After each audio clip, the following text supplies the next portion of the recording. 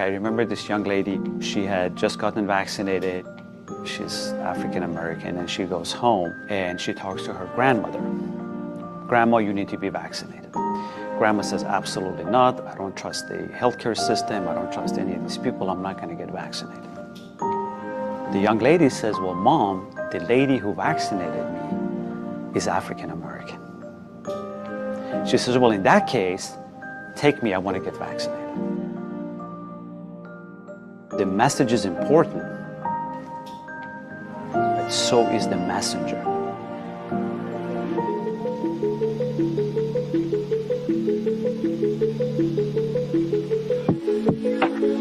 Data and science and study have shown that African American individuals are much less likely to be enrolled into a clinical trial. So the EQB Med initiative is going to address this major and critical problem in our community.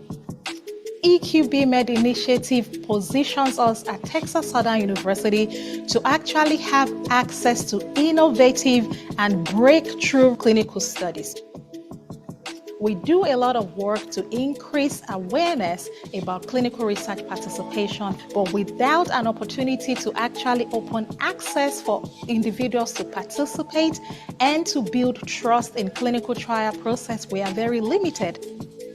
Pharmacy is a very important team in communication with the community. And we are not only have a PharmD program, we also have a PhD program.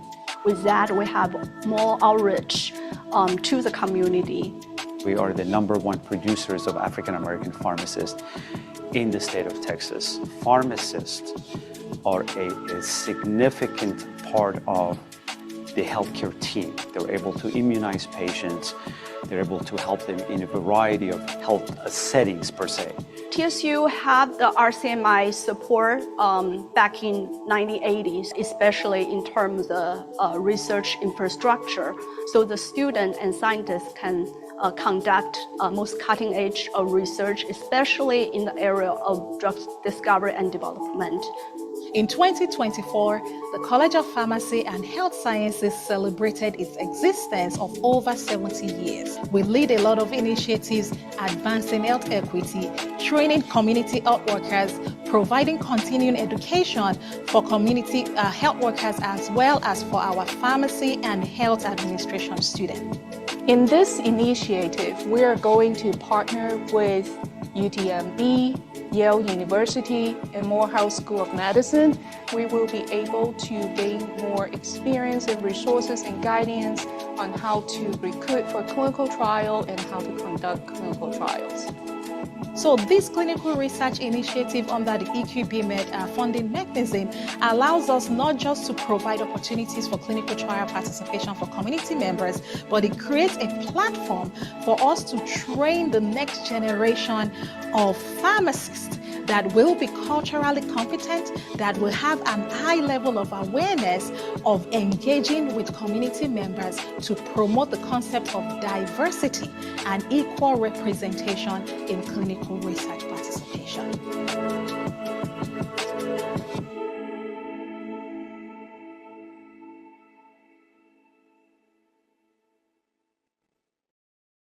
Hello, my name is Veronica Ajawale Mwema.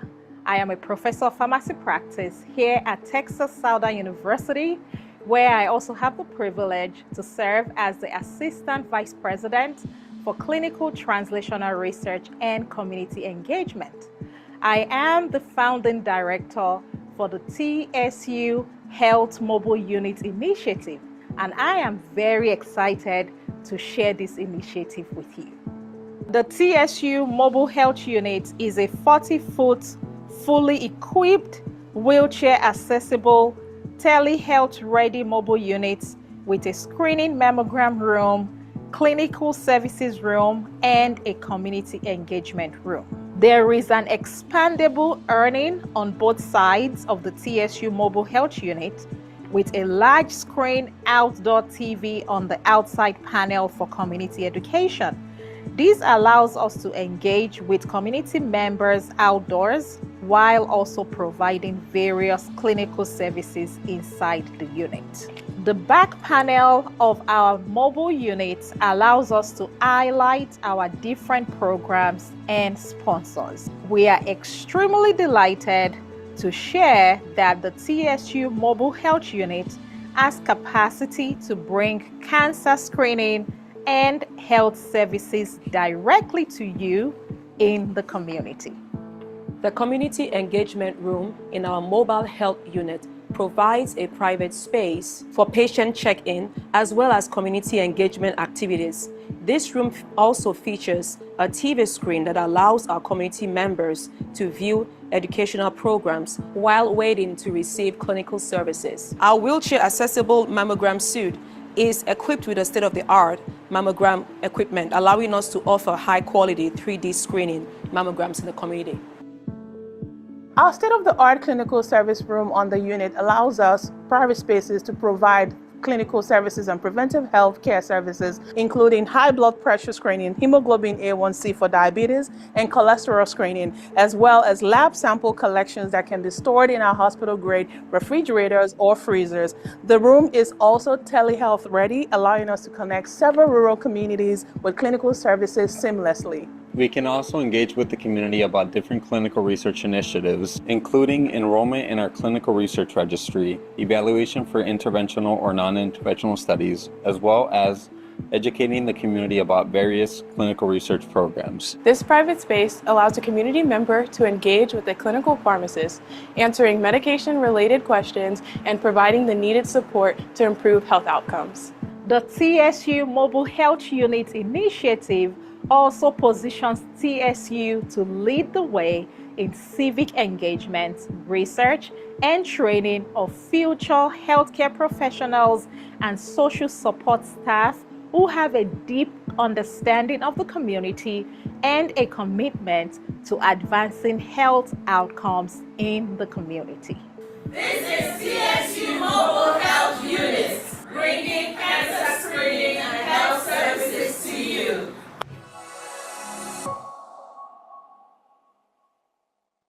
Hello, my name is Veronica Ajewale.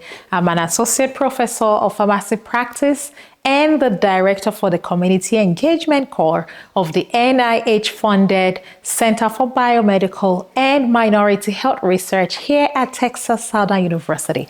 I want to say a big thank you to you and the community members for joining us for today's program. We are really excited that we will be sharing a lot of great information alongside the experts or speakers and panelists that will be leading us into this conversation. So please have your questions ready. We would have an opportunity to take your questions after today's presentations. So thank you again for joining us, and we look forward to our continued collaboration. Thank you.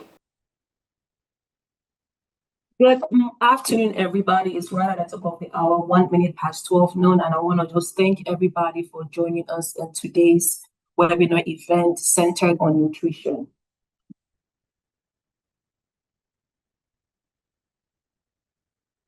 So just wanted to give a brief highlight about our center, and we are the Center for Biomedical and Health Research at Texas Southern University is the one bringing up this event, is hosting this event under the grant we received from NIH. And through this award, TSU will continue to play a key role in using a multi-pronged approach to improve health outcomes with advanced biomedical innovations and community engagement. And the principal investigators for this center and for this under this grant are Senior Associate Vice President of Research and Innovation and Professor of Pharmacology, Dr. Esther Olaleye, and Dr. Huan Jie, who's the Professor of Pharmaceutics, as well as the Program Director for Health for Pharmaceutical Sciences.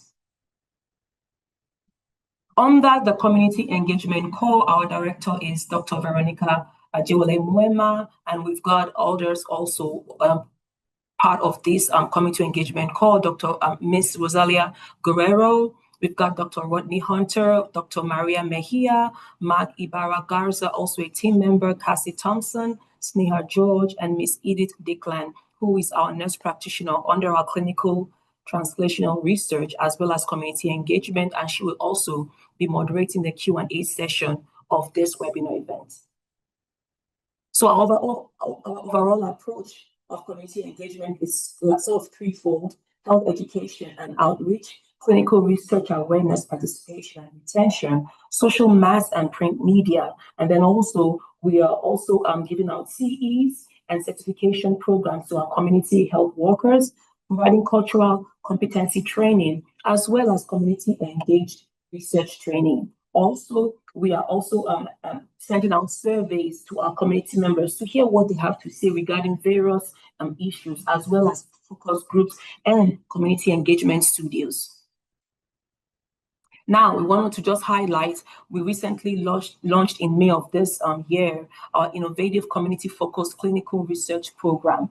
And pretty much it is has to do with TSU establishing a clinical research registry. And this is just a type of data repository where participants are enrolled in a database or registry to collect and store detailed information over a specified period of time. Now, the end goal of this is to establish a comprehensive and diverse database of potential clinical research participants here at TSU, Clinical Research and Translational Sciences area. Now, we seek to just recruit individuals with a wide spectrum of medical conditions, both past and present, as well as, healthy volunteers, ensuring a broad pool of participants to match the diverse needs of future studies. And the end goal of this is to make everyone as diverse as we are a part of clinical research, so that when drugs are being churned out, they can actually apply to every one of us. Want to also highlight our TSU mobile health unit. As you guys may have seen in the previous video, we are glad to say that it is here in Houston, and it's being stored right now, and we are hoping to deploy it out into the community once we've got enough funding to meet the needs of our various communities. Well, the goal is to provide primary care, preventative care services, as well as mammogram screening, and even it's telehealth ready to provide telehealth services, as well as community engagement events. Now, thank you once again for joining us. To our online attendees, please post your questions in the Q&A box. The survey link will also be posted. Now, you can also scan the QR code here to go into our link tree and get the survey, get your attendance signing, and any other thing you might want to look at. Now, we're also providing free 1 credit hours to our community health workers, but please, you have to complete the survey and the evaluation to receive credits. Credit for this will be sent out to you within the next 2 weeks of today. We are also streaming live on Facebook and YouTube, so please, we invite you to share this to as many people as you believe will benefit from this. Stay connected by following us on social media and subscribe as well to our mailing list and text platform. Thank you to our partner, Harris County Public Health, who also graciously, volunteered their registered dietitian to help in this portion, to present this portion about nutrition. Now, Harris County's Public Health Nutrition and Physical Activity Division is actually committed to empowering and teaching patients, parents, caregivers, kids, and communities ways to eat healthier, to increase their physical activity, and to limit screen time to help maintain a healthy weight. Harris County Public Health also utilizes science-based curriculums to provide optimal education to every age group. This program also provides nutrition education, hence, of course, this initiative. Now, without further ado, I want to introduce our speaker for today's event, and she is Esmeralda Ogura, and she's, like I mentioned, a registered dietitian and supervisor of the Nutrition and Physical Activity Program of Harris County Public Health. She began her career at the Houston Food Bank, discovering ways to address food insecurity and teach community members to use their budgets to nourish themselves and their families. In her current role, she supervises a team of registered dietitians and health educators that provide engaging and informative nutrition and physical activity classes to Harris County residents. As a new mom, Esmeralda now understands the importance of making quick and easy lifestyle changes that don't cause a lot of mental load or stress. Her mission is to empower community members to make healthier and sustainable changes to improve their health long-term. When she's not working, you can find her enjoying time with her family at a local park I am going to stop sharing my screen, and please, Ms. Ogura, you can go ahead and take over. Thank you. Hello, everyone. Good afternoon. Thank you so much for joining. Let me just go ahead and pull up my presentation.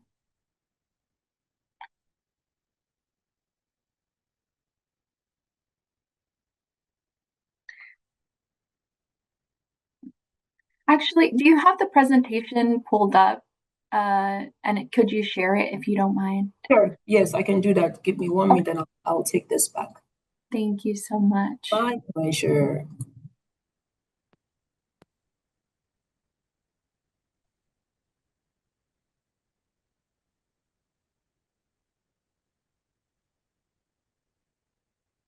Can you see it now?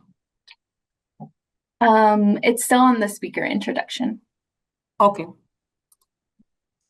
Yes, perfect. Alrighty, well, thank you so much, everyone, for being here.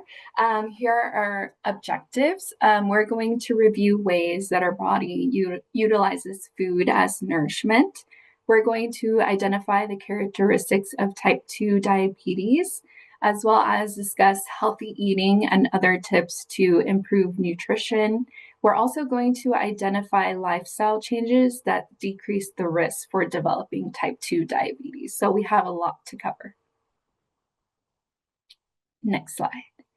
And why are we here today? The main reason is because TSU and Harris County Public Health care about our communities, and we know that diabetes is a disease that affects many individuals in the county. And November is Diabetes Awareness Month, so we just wanted to take this time to spread awareness of diabetes and encourage and empower each of you to take health into your own hands.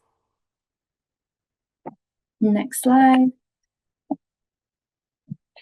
And the reason for this, like I mentioned, is because diabetes does affect about 11.6% of Americans.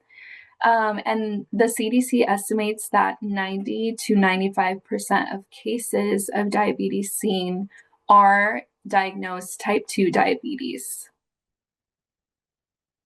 And so what is diabetes? This is just a small definition we're going to dive in and discuss in more detail. But in general, diabetes is a condition that affects how the body turns food into energy. And diabetes happens when the body doesn't make enough insulin or it can't use it as well as it should. And like I mentioned, we're going into more detail. So first, to begin our journey, I just wanted to give everyone a general understanding of how food gets broken down into the body. And so as we know, nutrition is super important for all of our body processes, for our functions, for energy. And so this is where we'll get started today. Next slide. Okay, so the way that we talk about food and nutrition in our classes is by dividing them into food groups. As you can see, there's an example of a healthy eating plate on the left, and this is the Harvard plate adaptation of the My Plate created by the USDA and the dietary guidelines. So on the left, the main difference is that it includes healthy oils and water instead of dairy on the right. And so food can be classified based on what food group it belongs to. And each food group shares similarities in terms of nutrient composition or the way that type of food is grown and manufactured. Next slide. And so that is kind of high level food groups. Now in digestion, food is broken down into 6 types of nutrients. So depending on what food you're eating, depending on what meal you're eating, it could get broken down into carbohydrate, fat, protein, vitamins, minerals, and water. And so today we'll be focusing on carbohydrates because that is a main nutrient that affects our blood glucose, which we'll discuss more. And so in the next slide, you will see there are different sources of carbohydrates. In this image are a few spaghetti noodles, banana, apples, potatoes, oranges, bread, even some of our legumes and beans contain carbohydrates. And so, digestion begins at the mouth, food goes down into our digestive system. From there, carbohydrates specifically get broken down into sugar or glucose, and that gets absorbed from our intestines into the blood. Next slide. So then we have all this glucose or sugar in the blood. It's sitting there ready to be moved from the blood into our cells. And this is important because in the cells is where we make our energy. And glucose specifically is one of our major sources of energy for everyone. But it has to be, like I mentioned, moved from the blood into the cell. How does it get from the blood into the cell? Is by insulin. So insulin is a hormone made by the pancreas, and insulin acts as a key that opens the channel that allows glucose to move from the blood into the cell. So insulin is the key that unlocks that channel. Glucose moves, then it's able to move freely from the blood into the cell. And this means that the glucose overall concentration in the blood can then decrease and normalize at a level within a normal range. And so how is this affected when someone has diabetes? There are two different ways. One is insulin deficiency. So this can happen when the pancreas doesn't produce enough insulin. And so glucose cannot enter the cell, and glucose kind of stays in the blood, leading to those high levels of glucose in the blood or high A1C. Another way is insulin resistance, which is where the insulin is being produced, it's being released after meals, but the lock is malfunctioning. So you can see in this example that there are keys that are trying to unlock the channels of the cell, but for some reason they aren't being effective in opening those channels and allowing that glucose to move. So then in both of these scenarios, when someone has diabetes, pre-diabetes, then the glucose stays in the blood, and then we see elevated levels of blood glucose. And so this is what diabetes is. So those were just two different pathways. When someone is diagnosed with diabetes or pre-diabetes, they might have a mixture of the two. They might have insulin deficiency, and also where the key or the insulin is not unlocking the cells correctly for different reasons. And so this elevated blood glucose over extended period of time is when someone might be diagnosed with diabetes. And there are a few different types of diabetes. So today we will be discussing, preventative measures of pre-diabetes and type 2. But I want to begin at the bottom right where it says type 1 diabetes. This one is a little bit different because it's an autoimmune disease. And so this is where the pancreas is being under attack. So then it doesn't have the ability to produce insulin on its own.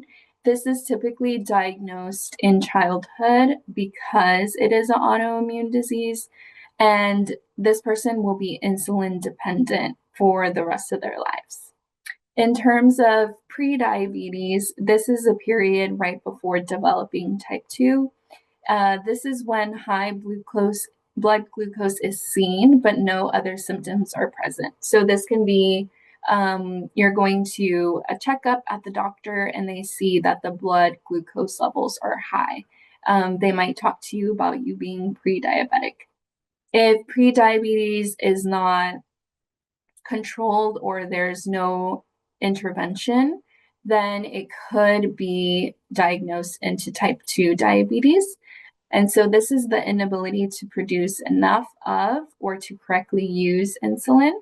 And this is commonly diagnosed in adulthood. However, we are seeing more and more cases of diagnosing happening earlier. And then gestational diabetes is when there is elevated blood sugar during pregnancy. And this is important to note that it increases the risk of developing type 2 diabetes in the future.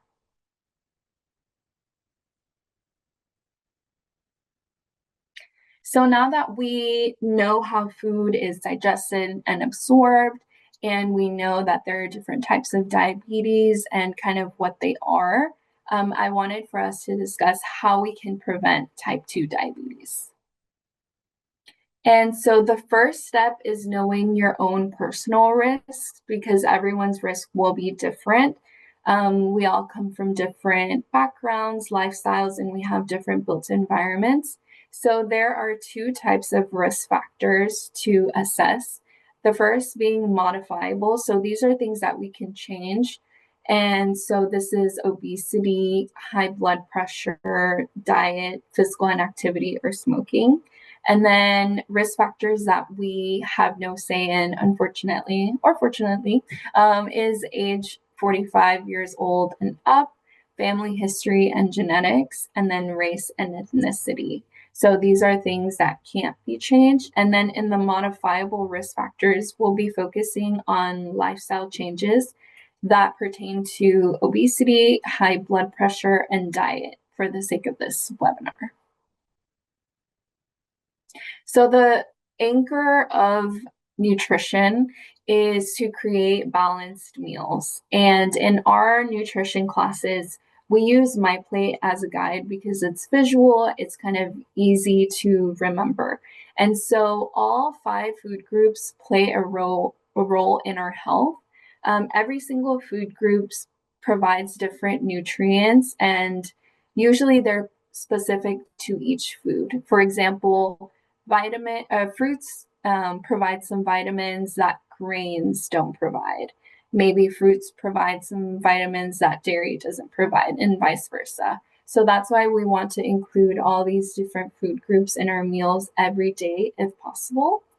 Another recommendation is to make half your plate fruits and vegetables. And I know that fruits don't usually go with every single meal unless you like sweet and savory mixed together, which I do. But if you don't, then you can make half your plate vegetables. And this can be, leafy greens, it can be cooked vegetables, that's up to you. And then you want to make half your grains, which are things like our rice, our pastas, our breads, whole grains or whole wheat. And this is because it has more fiber and it has more of those healthy fats. And that will help balance the blood sugar in meals. When it comes to protein, the recommendation is to choose lean proteins or plant-based options. And with protein, variety is really key because, again, each one will provide different nutrients.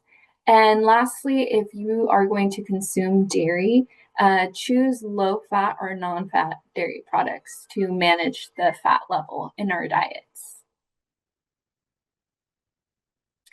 And though I mentioned some kind of foods to increase or decrease, but here are more specific. So foods to increase are non-starchy vegetables. These are things like peppers, mushrooms, tomato, broccoli. Our starchy vegetables that we want to be mindful of are our potatoes, corn, peas, and winter squash. So those are the 4 that we want to be mindful of, but the rest of them, we can try to increase them for a healthy diet. We also want to increase fruits. And of course, not being, keeping in mind that My Plate. So we want the fruits to be around a quarter of the plate whenever we do eat those. Again, mentioning lean proteins, including seafood such as fish for the healthy fats, whole grains, and with some other examples like quinoa, brown rice, or steel-cut oatmeal. And if you're going to choose a beverage, choosing water or unsweetened drinks. And then how can we make balanced meals possible? I think it starts at meal preparation. So meal planning at the beginning of the week will be my recommendation. This is something that we teach in our classes and I try to practice in my personal life. This will help us avoid buying prepackaged or fast foods. And these foods typically have more sodium or salt. They have more sugar. They're typically fried or have more oil added into them. And so whenever we meal plan, we can avoid buying these in a rush or on the go. We can also avoid skipping meals. Skipping meals is not advisable when it comes to managing blood sugar or trying to keep a steady blood sugar level as well as energy levels throughout the day. So you want to make sure that you're having, consistent meals and snacks so that you're not having those dips in energy, and then eating larger meals that might spike blood sugar. And meal planning will also help you create those balanced meals because you will have to grocery shop and make sure that you even have those items to create a meal that is very nutritious. And so whenever you're seasoning foods, making sure that you're using herbs and spices without salt, and then you can add the salt near the end or even after you taste it, just kind of add it in. And if you are trying to decrease your salt, then you can start little by little. If you added a teaspoon to your dish, you can do a quarter teaspoon, then a half a teaspoon. So you can start with small changes and let your taste buds kind of get used to it. This will help you manage your blood pressure, which in turn will decrease the risk for diabetes. I also added to increase baked dishes because baking to me is a way that I can decrease fats and oils in my diet because I'm not having to saute in oil, I'm not having to fry in oil, and it can be used as a tool when you're low on time or resources. You can add a protein, veggies, and some potato, maybe toss them in a little bit of olive oil, season them, and throw them in the oven for a few minutes. And then you have dinner ready for tonight and maybe tomorrow. And so baked dishes to me is a great way that we can set ourselves up for success later on. And then again, to increase consumption of fish, lean meats, and plant proteins to vary our fats, to get different nutrients, and just to have that variety.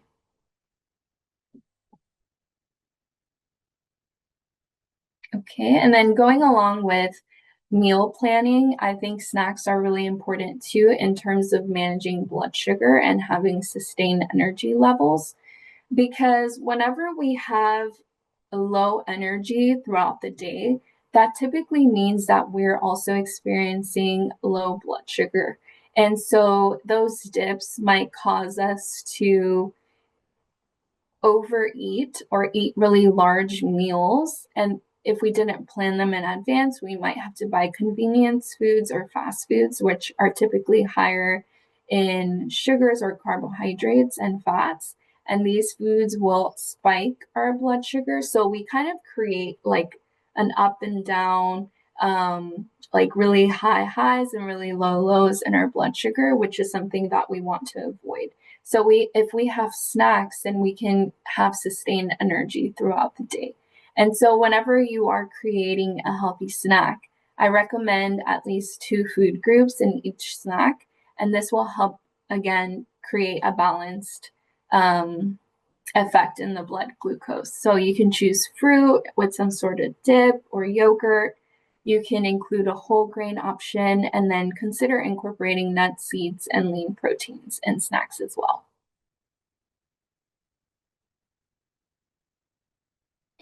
And of course, reducing added sugar is really important for a healthy diet. Added sugars can be found in processed foods and sweetened drinks. They just provide little to no nutritional value except for sugars.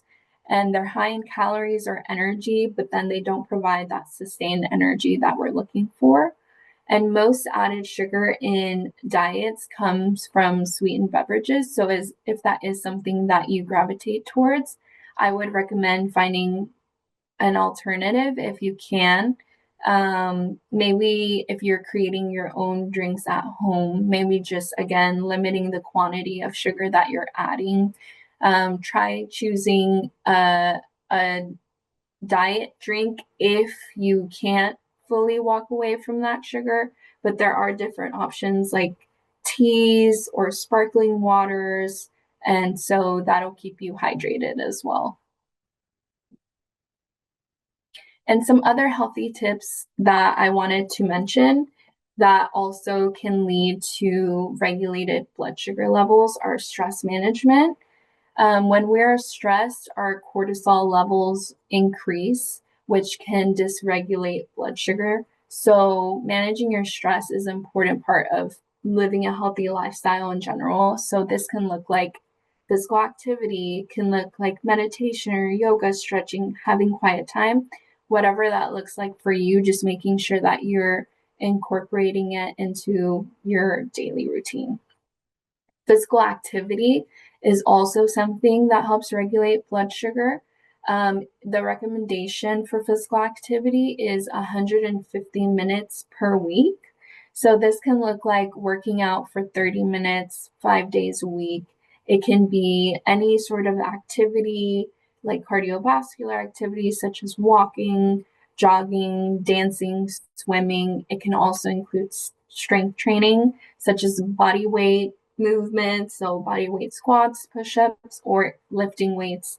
Really just finding something that you know you'll be able to stick to and that you enjoy. And adequate sleep also is something that affects blood sugar. When we are tired, we tend to crave higher energy foods because your body is in need of energy. So on days where maybe you got less sleep, you'll crave more sugary foods like candies, sugar sweetened beverages, high fat foods, because the body is just really good at telling us what we need. And sometimes it's up to us to choose to listen and to fulfill that need. Next slide. And so I wanted to leave you with this. I understand that we live in a built environment. There are a lot of things that we are not able to change. And this is structurally also in terms of policy and things.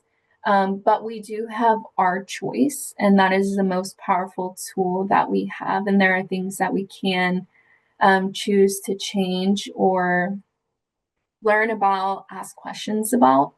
And so, a question that I want to leave you with is what's a change that you can make today? What's something that you can incorporate today that maybe doesn't feel super big, maybe it doesn't feel complicated, but it can be one change that just kind of creates that shifts direction into a healthier lifestyle. So whether that be drinking water instead of soda, it can be eating a fruit with your breakfast. But what's one choice that you can make today that will lead you to a healthier lifestyle? Next slide. And then here are some diabetes prevention resources that we have in Harris County. So in Harris County Public Health specifically, we have nutrition and physical activity classes. So these are group education classes on how to eat healthier, increase physical activity. These are classes for 2 years old and up. And so if you would like to learn more about classes that we're having in the county, you can email that email on the screen or call that number 713-274-5711. We also have the diabetes prevention program. And so this is a lifestyle change program that is a year-long commitment. So you're with the same group, with the same health coach for a year, which I think is amazing. And this is for adults with pre-diabetes who want to reduce the risk of type 2 diabetes. And so if you're interested in joining a cohort when they launch, then you can email that email and call the number on the screen. There's also a group called Taking Off Pounds Sensibly, or TOPS. And so again, just if you're looking for that peer support that is more long-term, then this could be a good group. They have a few meetings across the city. And if you're looking to increase your physical activity, then you can go on the Fit Houston website, fithouston.org, to look for a walking group near you, because as I mentioned, physical activity does decrease the risk of developing type 2 diabetes. And so even the 30 minutes of walking will make a huge difference in terms of blood sugar levels. So if you want more information, the links are on the screen and they should be relatively easy to Google as well. And that is all from me. So thank you so much. If you want to connect with more Harris County Public Health resources, then you can follow us on various social medias. And if not, that's the end for me. Thank you so much. Thank you so much, Esmeralda, for this great information. My takeaways for sure is the exchanging of beverages and whatnot to water, non-sweet and non-sweet beverages. And even if we have to sweeten it, just be careful with the amount that we're sweetening with. And of course, for those who just can't drink water, then fizzy it up with the sparkling water and put some lemon in it, and hopefully that helps. Thank you. So now we're going to go on to our Q&A session. Please, again, our online attendees, please post your questions in the Q&A box. The survey link also is currently and continues to be posted in the link in your chat area. So please indulge us and fill out those surveys. That tells us what you think about what you heard today. It gives us room to improve and also what we can do better on. Without further ado, I'm going to be introducing Miss Edith Declan, who is going to take us, who's going to moderate the Q&A session with Miss Esmeralda. Thank you again. All right, thank you very much, Dr. Umu, for that introduction. Thank you, Esmeralda, for that very educative presentation. I really learned a lot. You know, diabetes is broad, but every day we have an opportunity to learn something new. And what I learned today is that it is not always all about what you eat, it's how you eat and when you eat. So thank you so much. So I have a few questions here, and then hopefully we'll get some other questions from the attendees. Now, the first question is, how often should I be tested to measure my blood glucose levels? Yeah, so I would recommend for everyone to look into having a primary care physician and getting yearly checkups. So typically in those yearly checkups, you can ask for preventative tests to be taken. And so once a year would be my answer. And I would ask for the A1C, the hemoglobin A1C test. And that'll tell you if your levels were normal or high for the past 3 months. So that would be a good place to start. Oh, thank you very much for that answer. Now, the second question is, how can I keep carbohydrates in my diet while being mindful of my glucose? Mm-hmm. So one good way in terms of, just living a healthy lifestyle is to use the My Plate method to make sure meals are balanced, not just with carbohydrates, but with healthy fats, protein, and fiber. And all of these nutrients together will help maintain stable blood glucose levels. So definitely you can keep carbohydrates in your diet. I would highly recommend continuing to eat carbohydrate-rich foods, but just balancing them out with different food groups to make sure that you're getting all the nutrients that you need. Awesome. Thank you so much. We have a question from one of our attendees, and it says, how do you get your patients to really make a turning point on their overall health? I would say it's really important to meet patients where they're at and having a patient-centered approach, especially if you are giving recommendations and they're not seeming to adhere to the changes. Asking more questions about what barriers they're facing, if transportation is a barrier, if literacy might be a barrier in terms of a prescription or something. Just probing for more questions.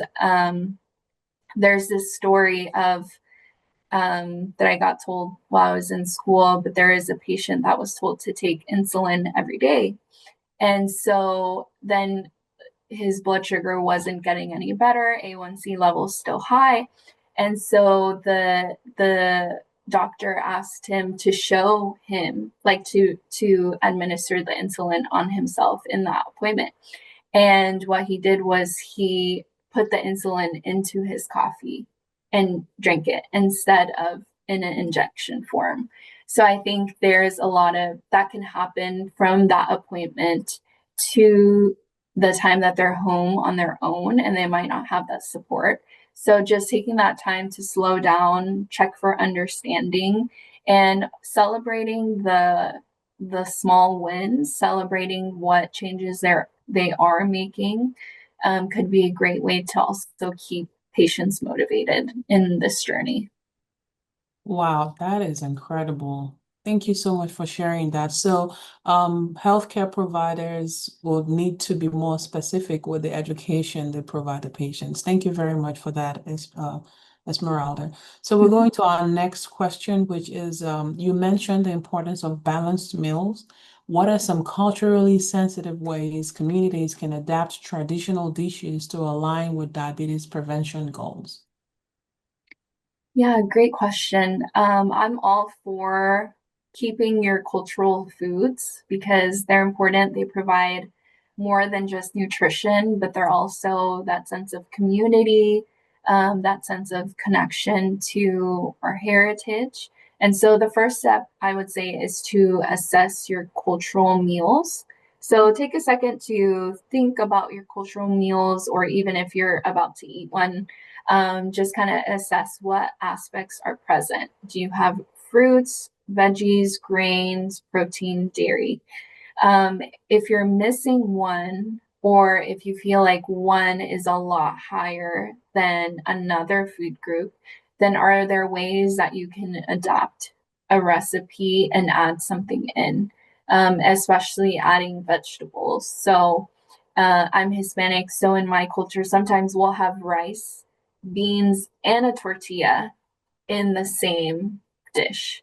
And so that would be a scenario where those are all cultural foods to me, and they make me really happy. So if I want to have all three sources of carbohydrates, I would just make my portions very small of each, and making sure that I'm adding vegetables or lean protein.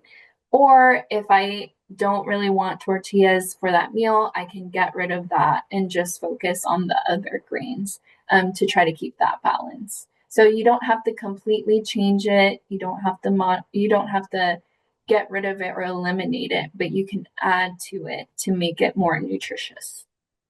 Well, thank you so much for that. So, it's not just, avoiding everything, but looking for something that culturally aligns with what you. Very good. Thank you so much, for that. I really appreciate that response. Now we have another question from our audience. What would you recommend during the holidays for patients with chronic diseases? The holidays are right around the corner, so I guess that's Yes, for sure.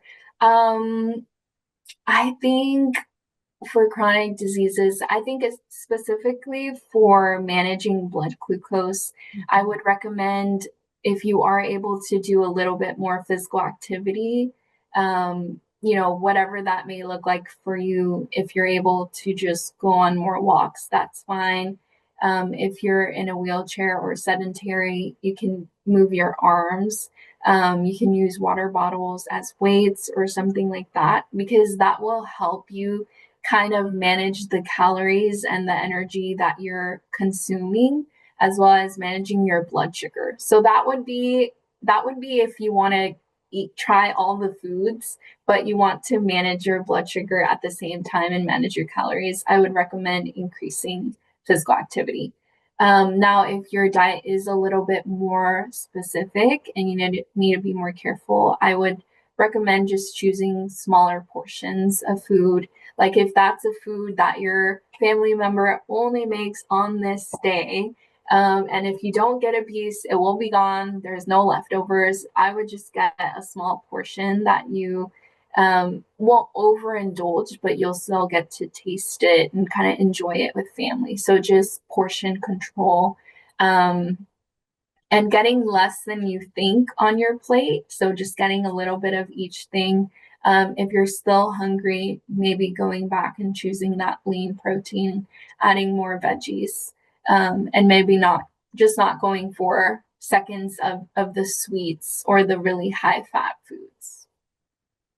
Wow, thank you so much for that. I really appreciate that insight because, yeah, the holidays are around the corner, and a lot of people, trust me, it gives people a lot of anxiety figuring out what is healthy versus what is not. And what I understand from what you said is exercise doesn't have to be anything extraordinary. It can be just the little things you can do from the comfort of your home, your work desk, and the rest of that. So thank you so much for that, Esmera. I really appreciate it. All right, so we have one more question from our audience, and it says, for someone who is diabetic, should you limit or stay away from certain fruits that are high in sugar? We know very much that some people would totally avoid some fruits because they consider them high in sugar. So what is your take on that? Yeah, I think for someone that is diabetic, I think it could be a great option to stay away from high sugary foods. I You should not eliminate all carbohydrates, especially if you're taking insulin. It's really important to manage carbohydrate intake. But if you are faced with a choice between a sugar sweetened beverage, for example, and a non-sugar sweetened beverage, then if you can just make that choice in the moment, you don't have to think about, oh, I'm never going to drink this again. But if you can just make that choice in the moment, I think that it would get easier with time. Same with candy. Does not provide anything else except for sugar and calories. So I would really try to stay away from candy. That's easier for me to say because I personally do not like candy. I rather have like a cookie or something. So if you can stay away from candy, candy really doesn't provide other nutrients other than sugar. In terms of sweets and like a piece of cake or a cookie, I would always recommend just to eat a small portion. And this is very dependent on each person, and I would definitely speak to your healthcare provider because when someone is taking insulin, then those things need to match more. But I would say that even sweets in a very small portion, small amount, every once in a while, would be okay. It would be okay in terms of long-term management. Oh, wow. Thank you so much. I really appreciate that response. We're going to go to the next question. Definitely not every day. Definitely not every day, but all right. Thank you so much. Thank you for clarifying that. All right. So based on your experience, what dietary changes tends to make the most significant difference for young individuals trying to lower their risk for type 2 diabetes? yeah, so I would say that this is again very personalized. And the most important first step is to take a risk test or risk assessment to see if you personally have any risk factors for developing type 2 diabetes. And based on that, based on what your highest risk is, will determine what is one behavior that you can change. So if you already have high blood pressure, then maybe your focus can be with managing that blood pressure through lowering sodium intake, or working on increasing physical activity for heart health. So that would kind of determine. I did want to highlight that in some studies that Harvard did, exercise lowered A1C levels by 0.7%, in people of different ethnic groups with diabetes who were taking medication and following various diets. And this change happened without any weight loss. And so this just shows that a habit like incorporating physical activity can lead to prevention and management of blood sugar levels, even without that weight loss. Wow, thank you very much. That was really insightful.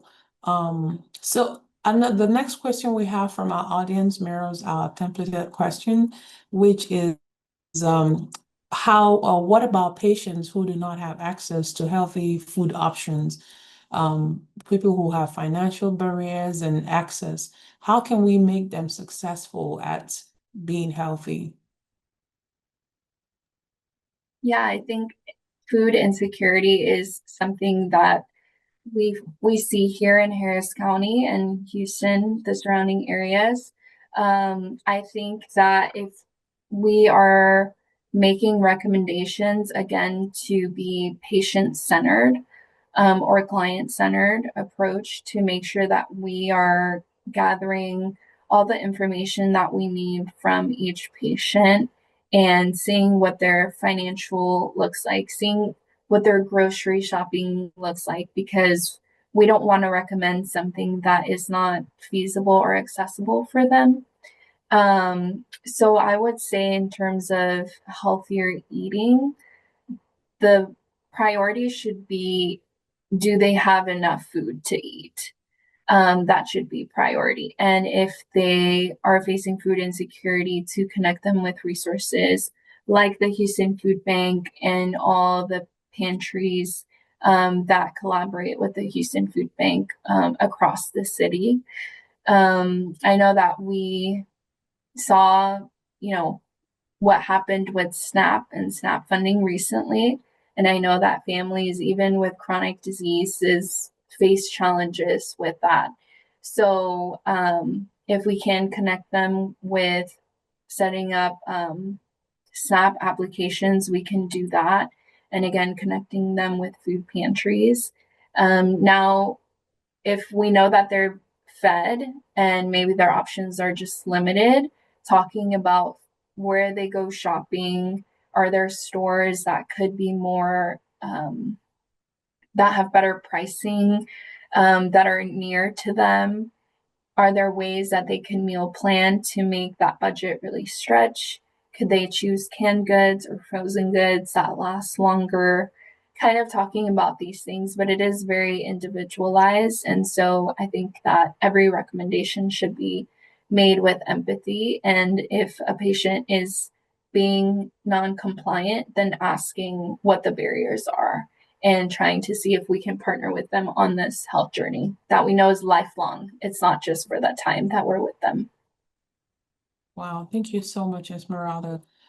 So speaking of meal planning, could you elaborate on how meal planning at the beginning of the week helps improve long-term nutrition and blood sugar management, especially in a very busy, setting where everybody's in and out of the door? So how can meal planning at the beginning of the week help with long-term nutrition? Yeah, so my belief is that if you've meal planned, then it will make purchasing groceries easier, and therefore you'll save money, because there will be no random purchases of convenience foods, which are typically more expensive. And it will also decrease your food waste, and it'll ensure that you are planning for balanced meals, you're purchasing all ingredients that you need. And you might even schedule time to cook those meals. It'll remove some of the stress or mental barriers because you're not having to figure out what you're going to make that day. And so this leads to lower consumption of convenience foods and meals overall. So it'll just make sure that you're having consistency in mealtime in meal composition, which will lead to more regulated and steady blood glucose levels. Oh, wow. That's wonderful. Yeah, thank you so much, Esmeralda, for that. We have two more questions. We have only 3 minutes to go. We'll try to do our best. Okay. What are some Okay. practical strategies to help individuals reduce their intake of added sugars and processed foods, especially those who struggle with cravings? It's real. It is real, yeah. I would say that our bodies are really smart. Our bodies know what they need. And so I have a few questions that I tend to ask myself when I'm struggling with a craving. First would be, how was your sleep the night before? Because, like I mentioned, when we're sleep deprived, when we're tired, the body craves high sugar and fried food because it's looking for that quick energy. So, if you are sleepy, are you able to take a nap? Which, with our schedules, might not be possible. So then question number 2 is, are you eating balanced meals like breakfast, lunch, and dinner? And so these balanced meals will help you feel full longer, will help you feel energized, and will help hopefully eliminate some of those cravings. And so really using my plate as a guide to include all the different food groups into each meal. Sometimes thirst can go along with that. Like if you're thirsty, you might crave a sugar sweetened beverage or something, but water will be the best hydration. And then lastly, if you've all addressed all your physical needs, sometimes a craving is because the food is a fun food or for a sentimental or emotional reason. And so those are okay. We're human, but if you're concerned about these cravings and they're chronic, then I would recommend seeking a professional like a registered dietitian one-on-one to go through some of your concerns about these cravings. All right, thank you so much, Esmeralda. Our last question, just it's about something you had talked about earlier, which is how HCPH diabetes prevention program or the other diabetes prevention resources you provided can contribute to sustained behavior changes. So I know they offer all these opportunities, but how do they contribute to sustaining the behavior changes, and how can community members get involved? Yeah, so I would say that what makes these programs different is that they are ongoing. The diabetes prevention program is a year long, so having that peer support is really key when creating a behavior change or a lifestyle modification in a world where we get mixed messaging and it's not always easy to make the healthier choice. And so the diabetes prevention program has actually seen A1Cs drop by 2%, and 71% of individuals that completed the program. And they also saw that 92% of completers increased their physical activity minutes from the start of the program to the end. So really having this long-term program with peer support created those lifestyle changes. And it's really similar with Fit Houston, just having that group where the walking can almost feel like you're doing something fun. Will make it something that you can stick to. And so you can get involved by going on the website or emailing and calling the information that I had on that last screen.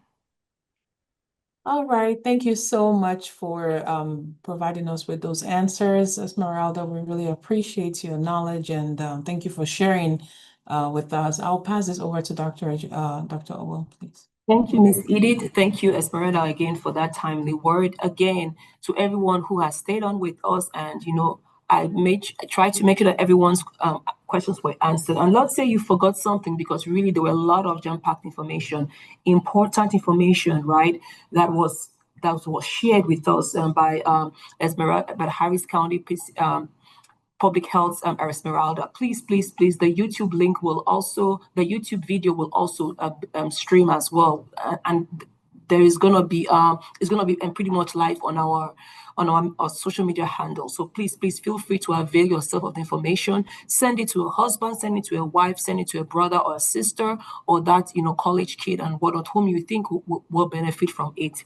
To our community health workers, again, we do provide one unaccredited CEs for you. Please do fill out the survey and the evaluation so that you can receive that credit. Credit should come to you within less than 2 weeks for this. Again, like I mentioned, we're streaming live, so thank you all for staying tuned with us. Up next, again, we like to provide so much information. Back in October, actually the last day of October, Halloween Day, we celebrated our 4th annual We Roar Against Breast Cancer. So we had a presentation. We had a time of honoring our survivors, and to top that game in December, we are going to have what you call the Let's Talk About Male Breast Cancer. All right. So we hope that you'll be part of this community of people who want to learn more about it, because we do have a brother, we have a grandpa, we have a husband or whatnot. We know of a male person in our vicinity, even if it's an employee. So please feel free to scan again this QR code and avail yourself of the registration details about it. And we hope to see you. After that, a day after, on the 4th of December, again, during your noon time at lunch, join us to hear about Breathing Easy, what everyone should know about respiratory health. And our speaker will be Dr. Maria Mejia. Again, you can scan the QR code to avail yourself of the pre-registration details. Next, we have in January next year, our maternal and child health education and outreach program that will be taking place at the Steve Rada Community Center at 18650 Clay Road in Houston. We are hopefully going to provide clinical services, including mammogram screening. Parking is going to be free there. Well, there will be no cost lunch for you during that 10 a.m. to 3 p.m. window. So please join us. Share with as much people as you can. The link is again right there. Please share. Go ahead and share the QR code about this wonderful event. And with special thanks also to Harris County's Public Precinct 4 Commissioner Leslie Briones, who availed herself of this center to make this possible. Save the date. April 18th is our annual clinical research and engagement conference, pretty much sharing with you what we are doing on tabletop, sharing with you our communities, so that you can know more about how you can serve and how you can even help yourselves. Again, reminding you about our clinical registry program. We have a registry that you can scan this QR code and avail yourself about. The QR code also should tell you more about what we do here and why. Again, our mobile unit is here to serve our Houston and greater community. So we pray that in the nearest future, hopefully sometime in 2026, we will launch that out into the community and serve you all. Again, thank you for connecting with us. Keep connecting with us. We send out bi-monthly MailChimps. So if you haven't sent your information, just by clicking on the attendance there, we'll be able to send that out to you if you want to participate in our monthly MailChimps. Hello again. My name is Veronica Ajawale. I want to say a big thank you to each and every one of you for joining us for today's program. I am very certain that you have received a lot of great information that you will put to practice as we all grow together to become a healthier community. Thank you to our speaker and our panelists. Thank you for sharing today's content with us. Thank you to our locations. Thank you to our interns, our volunteers, to our sponsors and our funders. Thank you also to the staff of our program, the faculty and the leadership of Texas Southern University for supporting us in making today's program a success. Most importantly, I want to say thank you to each and every of you, the community members. We appreciate your support. We do not want today's program to end just with today's event. We want you to continue to collaborate with us and engage with us. Our social media platforms are located at CEC TX Southern U. On those platforms, you will find engaging information from today's program and all the other programs that we have going on in the Community Engagement Core. So we implore you to continue to stay connected with us, engage with us as we move forward together in building a healthy and a wealthy community. Thank you for joining us, and we look forward to connecting soon. Bye.